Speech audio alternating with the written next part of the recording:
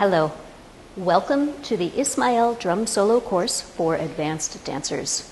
Let me tell you a little bit about this instructional program. The first thing that I want you to know is that we'll be putting together a choreography as we move through the program, but this isn't a choreography workshop. Instead, this is general dance education. The program is intended to answer the needs of your regular, ongoing, daily and weekly practice. We're working in course format.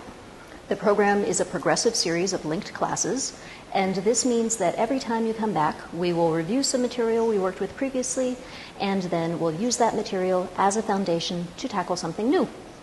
So you'll have a clear way to measure and to enjoy your progress. We have 6 lessons, and I've designed the program with the idea that you'll spend 1 or 2 weeks on each lesson, but of course your pace and your investment is up to you. So depending on your level and how deep you want to go, this course could provide you with 1 or 2 or maybe 3 months of material. In each lesson, we'll focus on new combinations, and if you'd like to memorize the combinations, you'll have a complete piece at the end of the course, but I've structured each lesson so that you can still have a great dance class regardless of whether or not you choose to memorize my sequences. We always start with about 30 minutes of flow format technique practice, and each flow is different. We've got basic and more advanced steps and a preview of the combinations we'll use in our second half. If you're not a choreography person, or if you really are just looking for an opportunity to move and get your heart rate up a little bit, you may be satisfied with just this first half of the class, and maybe you'll choose to end your practice there. Or you can stick around for the second half of the lesson and try putting the vocabulary we've just run through into a practical context in choreography. Again, you might want to memorize the choreography or not. Honestly, it's a really difficult piece, and for most performance contexts with the general audience, you could definitely get the same mileage dancing a much easier drum solo. For the classroom, though, we go to the moon not because it is easy, but because it is hard. From my perspective, the teaching value of a difficult choreography like this one, it's not so much about mastering a performance piece, it's about working with its components. We're running the combos as tools to practice and to improve transitions and precision. There's very little repetition, and the tempo is fast, so moving from one step into the next really demands command, fluency. It is almost impossible to dance the steps unless you are using clean technique. So even if you're very solid with the vocabulary that we're using, and even if you never learn the full dance, it's likely that we will transition between steps in ways that maybe aren't so familiar, and drilling that sequencing will put some new advanced technique into your muscle memory.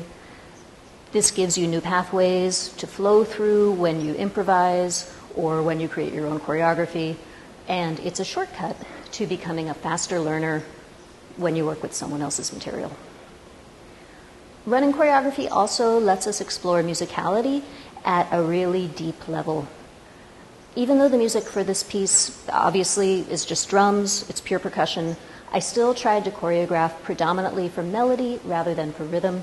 So rather than just hitting the accents, we have a continuous looping lyrical flow from one accent into the next. Of course, everyone's ear is different, but I hope that you will find that there's a really pleasurable fit between the music and the movements. So once you've got the combos, you can really root deep down into the music, and you can enjoy that great feeling of having the music inside your body.